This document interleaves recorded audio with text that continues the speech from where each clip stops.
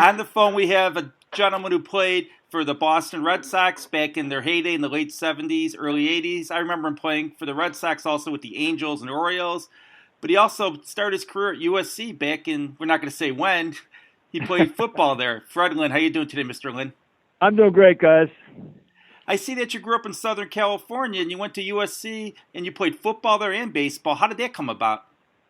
Well, actually, I was a four-sport guy back in the day in early California. I ran track, and then when I got to high school, track conflicted with baseball, so I played baseball, football, and basketball in high school, and I got scholarship offers for basically all three sports. And I grew up in the throes of the Coliseum, and I watched O.J. and Garrett and even John Arnett. So I was a big Trojan fan, and when they started recruiting me for football, I kind of shut everybody else out, and that's why I went there. Of course, I went there to play baseball as well, but I went there on a football scholarship.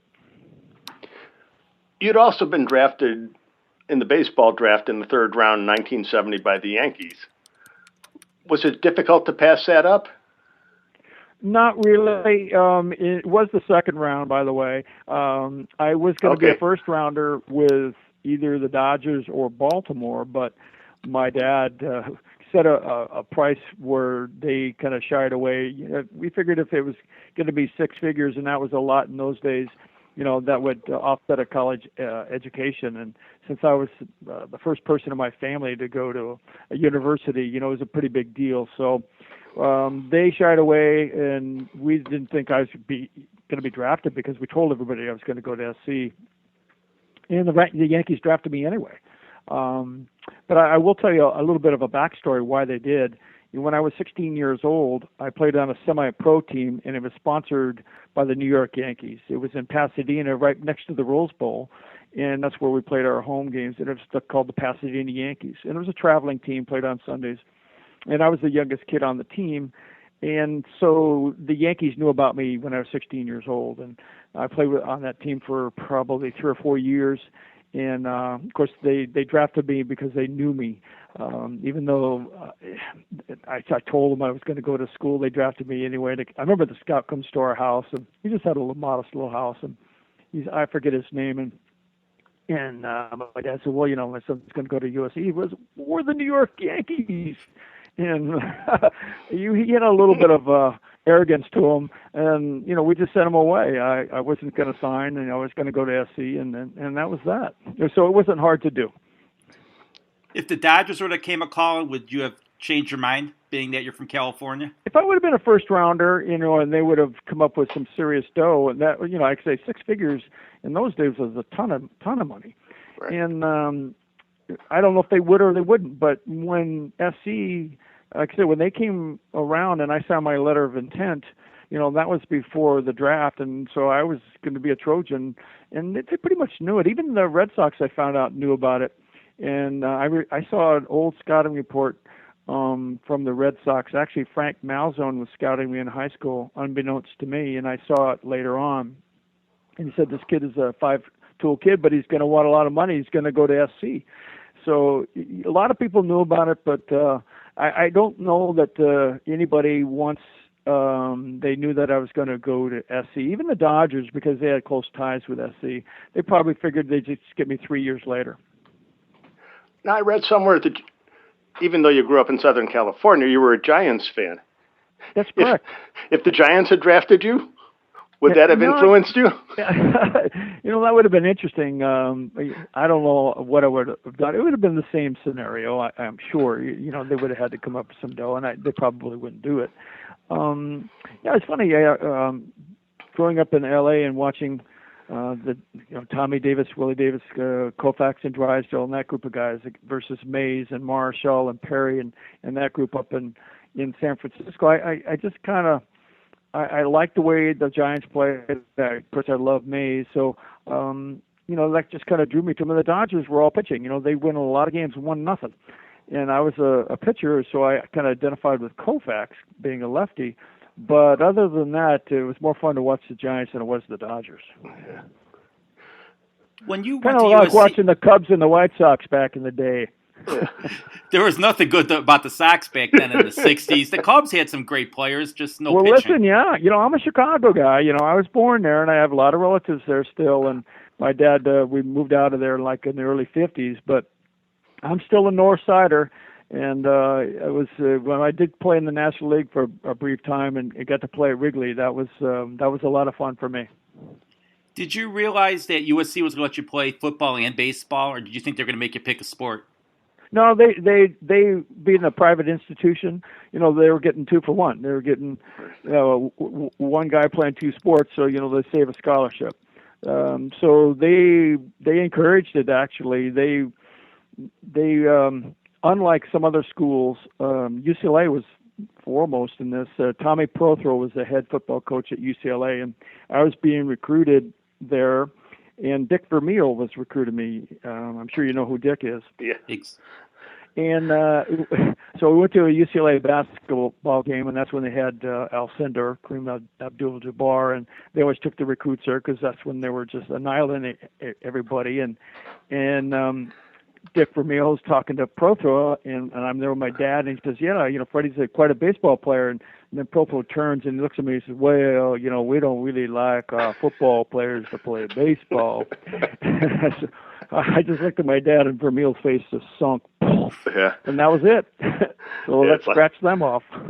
Yeah, it's like, next. Okay, check them off the list. Yeah, it was like, that was that. You also had the opportunity after high school to play against the USC varsity, as I understand it. And you got to step in the batter's box against a guy that Chicago Cub fans are familiar with, Dave Kingman, who I would think... Yeah, you've done your homework, yeah. I think he'd be a pretty formidable force out there.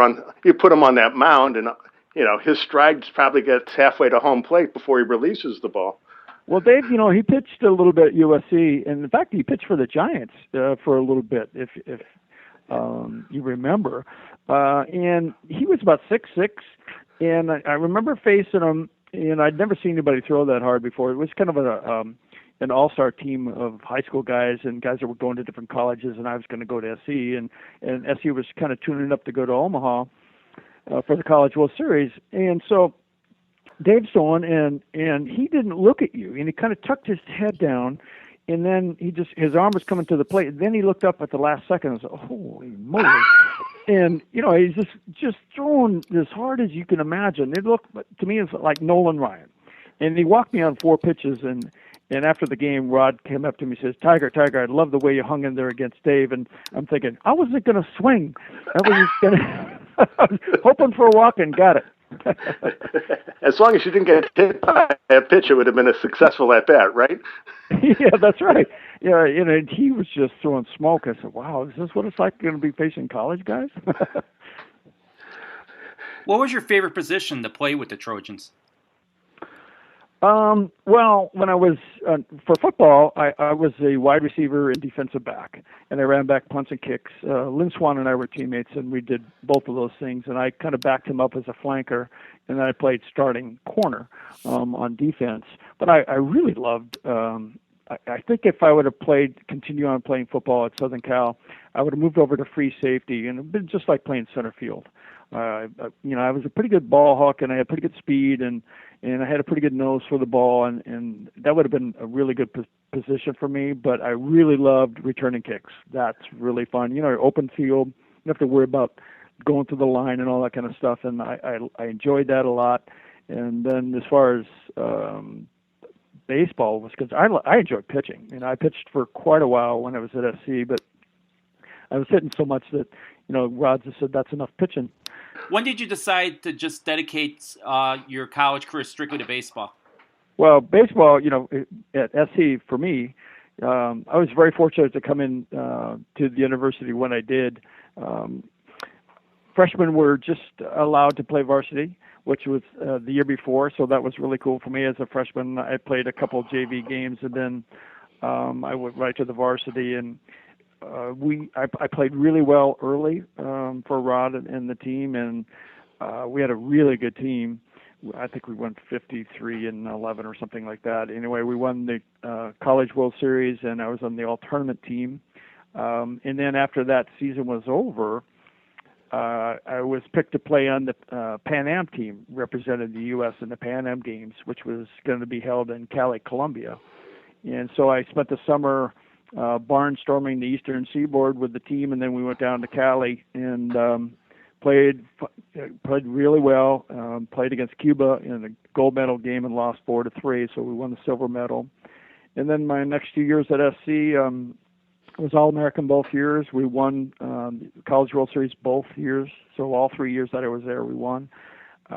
After my sophomore season, I represented the United States again, went to Japan, played against their collegiate all-stars, first time that had ever happened, and that was a great experience playing over there.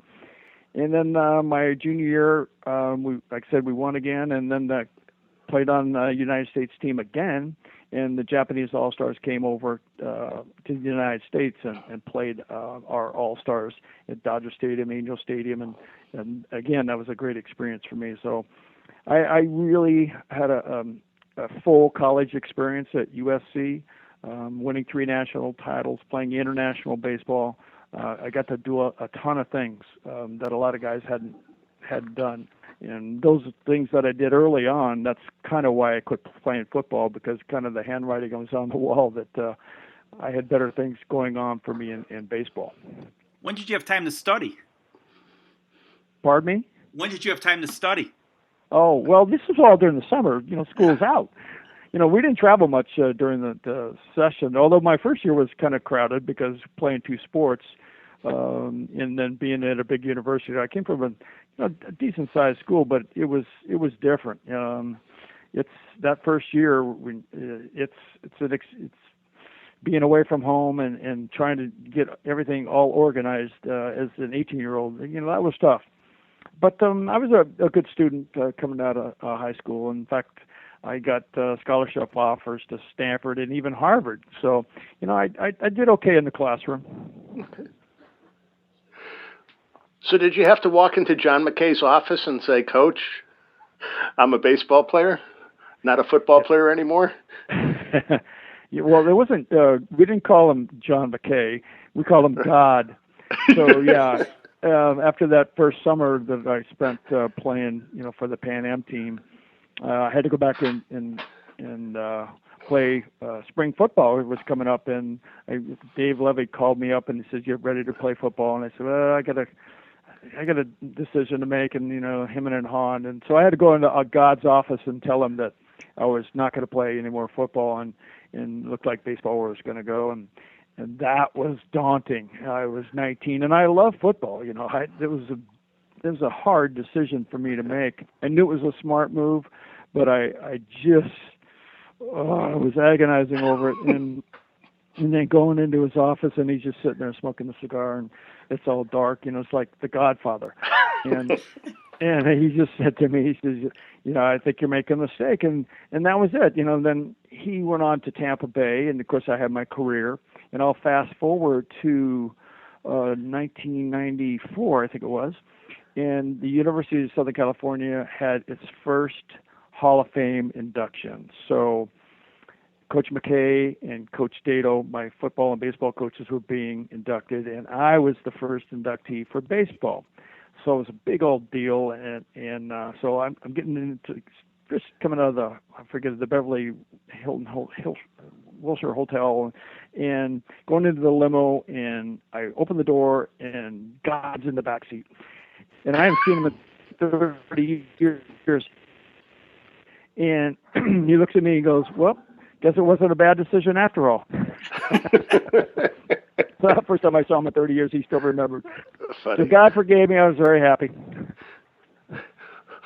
Were there any similarities between McKay and Dato as far as coaches? Or are the sports so different that it's tough to compare and contrast? They were very, very different. Coach McKay was pretty silent. He had, of course, he had 10 assistants, and Coach Dato only had 2. Rod Dato was a great motivator. He made you nervous by standing behind you and just watching you in practice. But Coach McKay, he was fiery. When he lost his temper, look out. guys would get kicked off, not kicked off the team, but they might get kicked off a training table or kicked off the field. He was volatile at times. But the 3 years that I spent with Coach Dado, he never swore one time. But he did it a different way. They were both successful, obviously, both won national titles during my tenure at SC, but they just did it different ways. When the Red Sox drafted you, did you think to yourself, you know what, I think I'm ready for this, or did you think, you know what, I want to take some more time to get ready to play in the major leagues? Oh, I thought I was ready, when I was 19.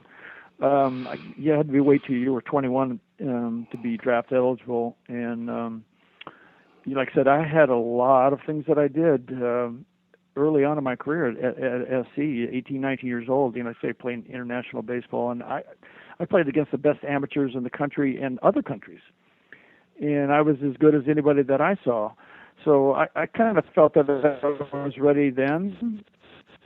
And when the Red Sox drafted me as a junior, I was ready to go. There was nothing I had to prove at the collegiate level.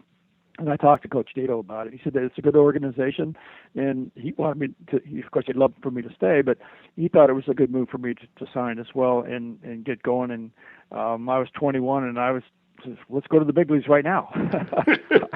I'm ready.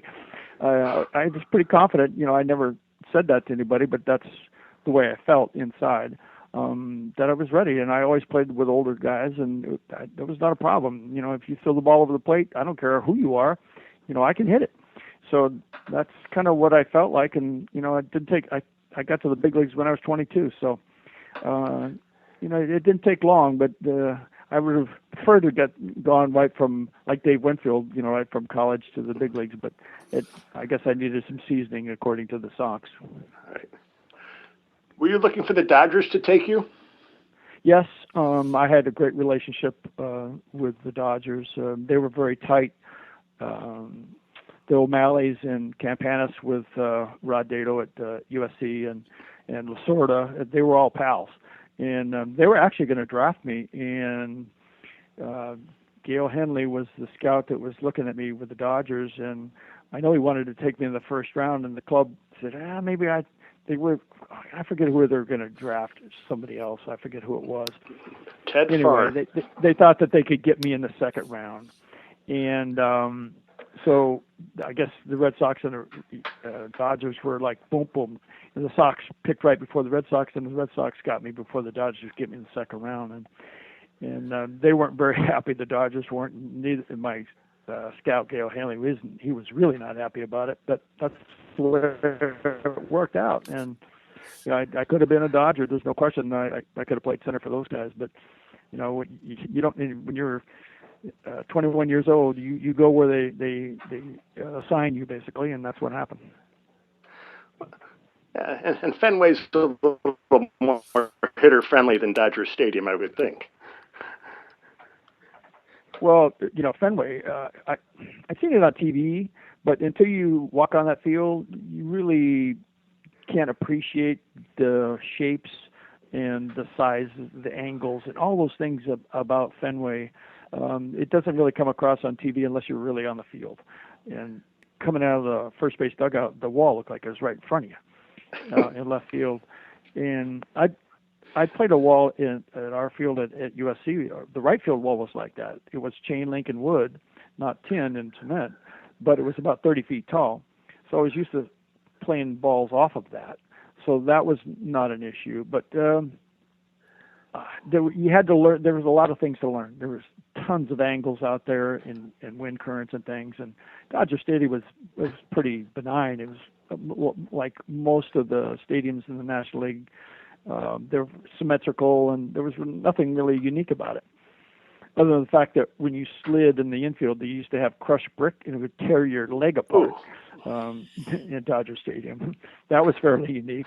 But other than that, the American League, just about every ballpark had something unique about it. National League were cookie cutters. So yeah. I was really happy to be in American League. I like those little things, especially being in the outfield. It's not boring. It's fun to have those kinds of challenges. But there was no padding on those walls, from what I remember, pretty much in Fenway Park. There was no padding anywhere. It was concrete for the first 12 feet in left field and left center. And in center, we had this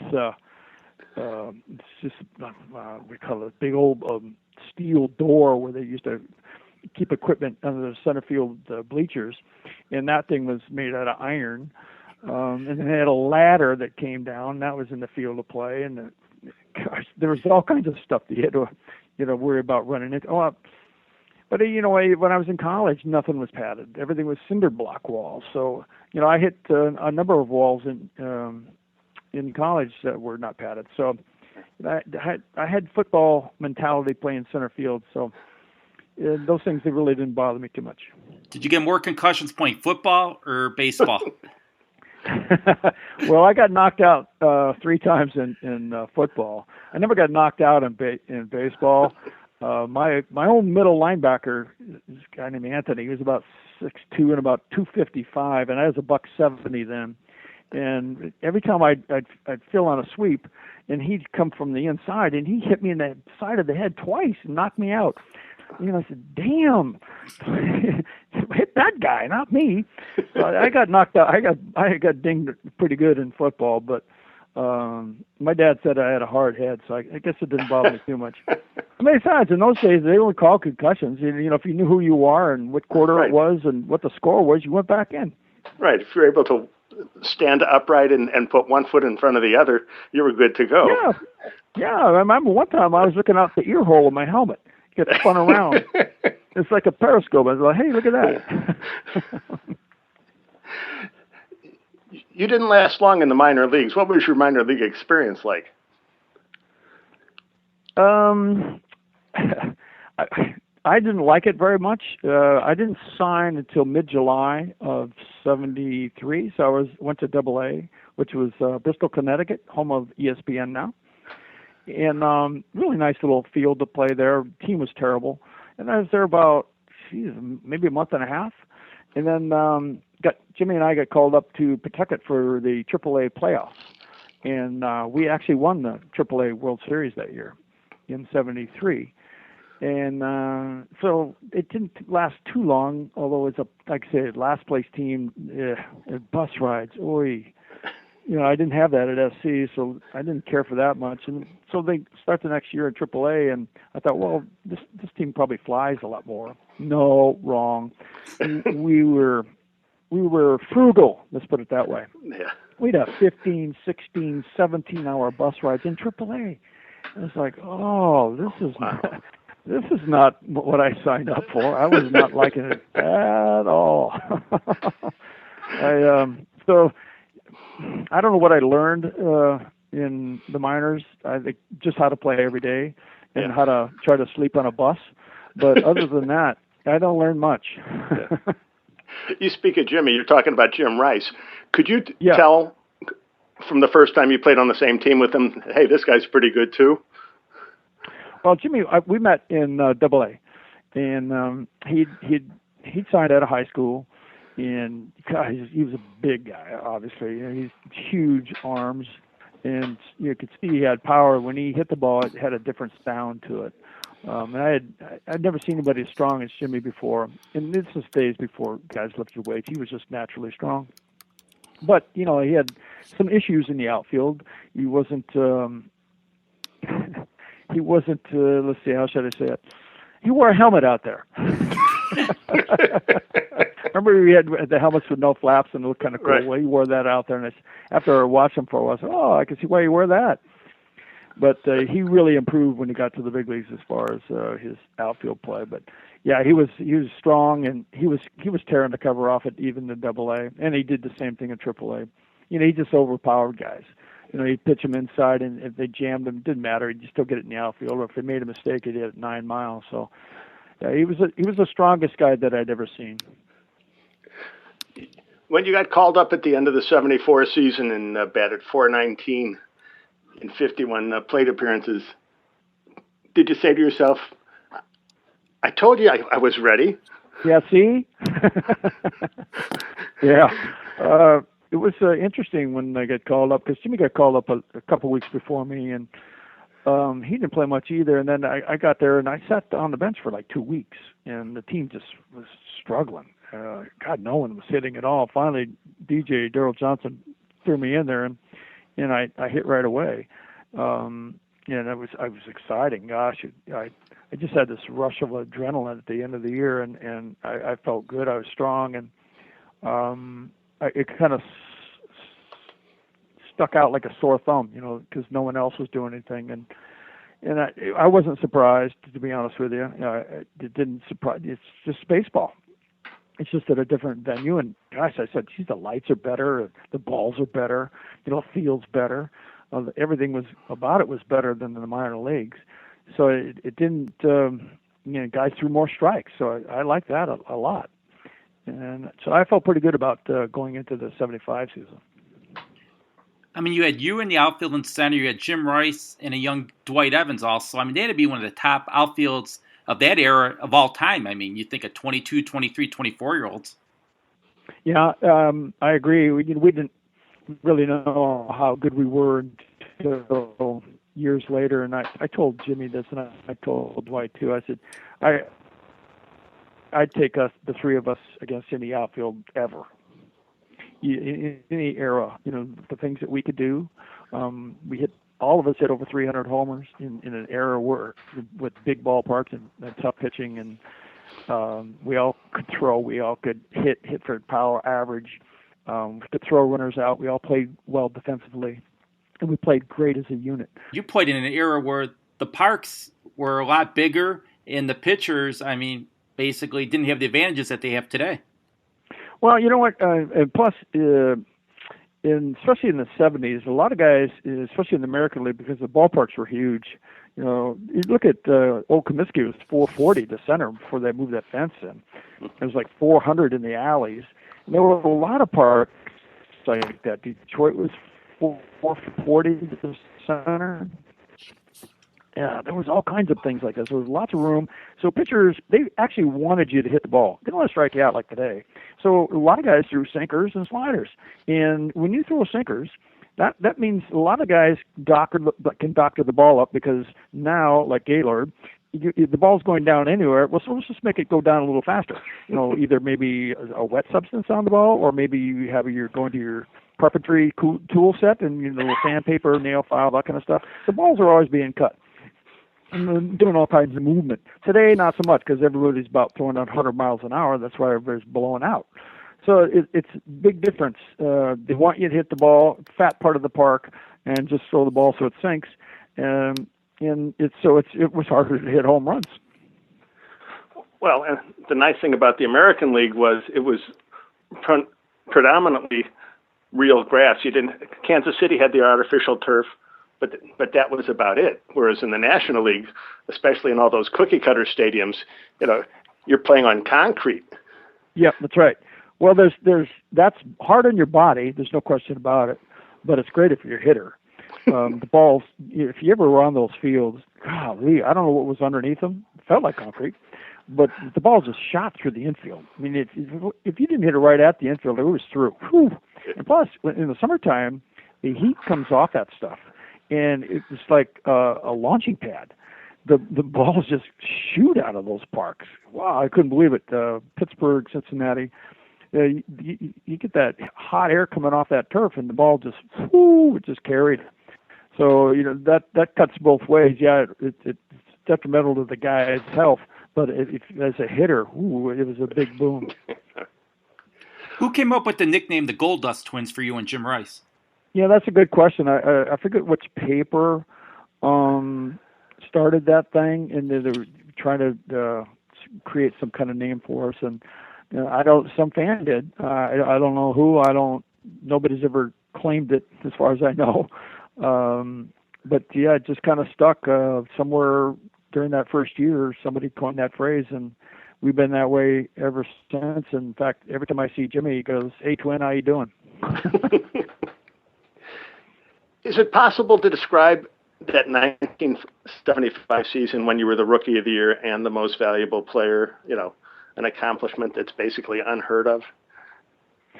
It was, yeah, the awards and that kind of stuff happened afterwards, and I never really played for those things, even as a kid. So that was gravy, but it was so much fun because we had so many young guys on the team. It was a really nice blend of veteran players, Yastrzemski and Petrocelli and guys like that, and our pitching staff was pretty savvy. But we had a core of young guys, Jimmy, myself, Dwight, Rick Burleson, Timmy Blackwell.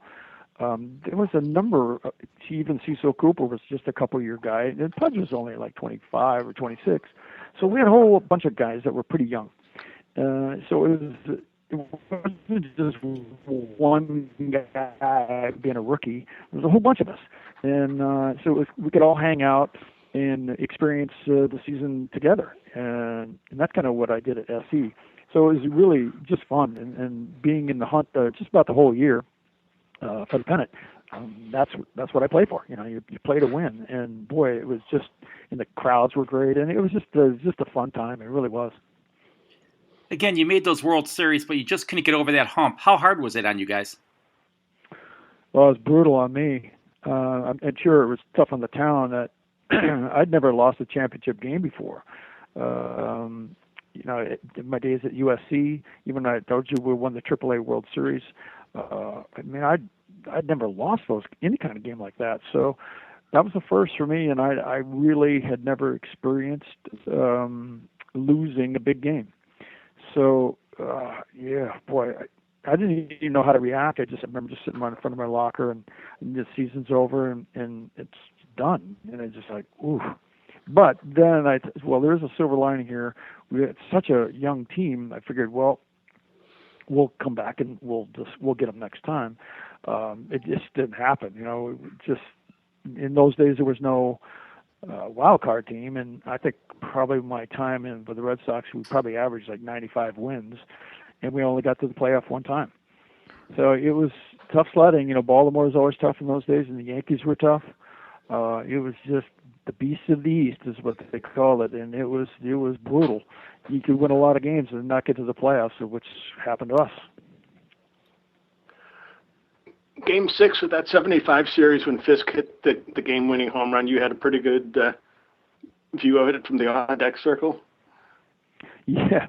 Well, we were talking, watching Darcy warm up, and, he said, I'm going to get on, you drive me in. Yeah, well, he kind of forgot the part about me driving him in. But we were watching him, and I noticed, Darcy had thrown 2 shutout innings. He's a sinker baller, like I was telling you. But Pudge is a low ball hitter, and he threw it down and in, and Pudge just dropped a head on it. And as soon as he hit it, I knew it had the length to get out, but I didn't know if it was going to stay fair. But he hit it so hard, it didn't have a chance to hook foul, really. It just was a bullet. And it took like a second and a half. But yeah, I was always cheating towards home plate so I could see what the pitcher's ball was doing anyway. So, I had a really good view of it.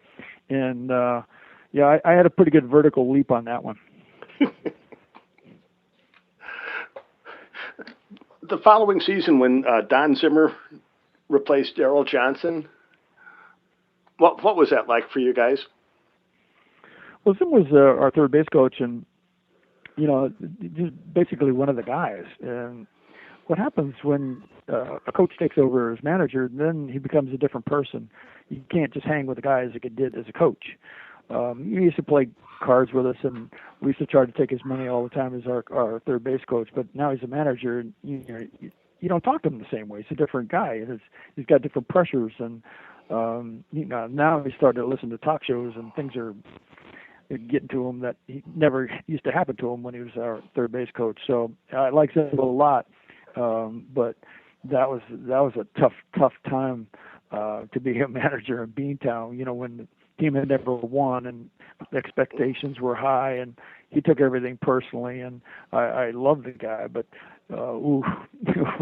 he just I wish he would have just turned off the radio and not listened to that stuff and just hung with the guys, and I think he'd been okay. How hard was the Boston media on that team? Really tough.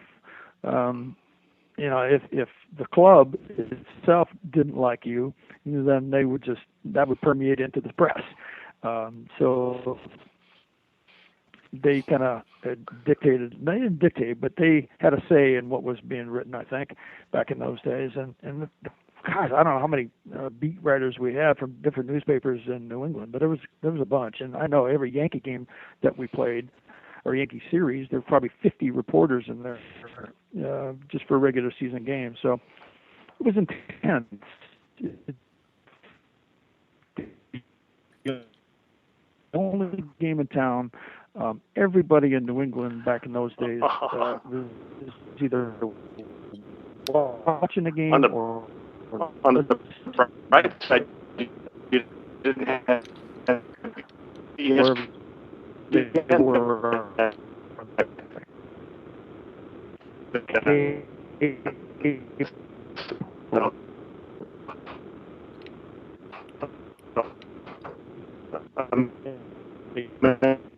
Imagine what it would have been like that with the constant TV coverage.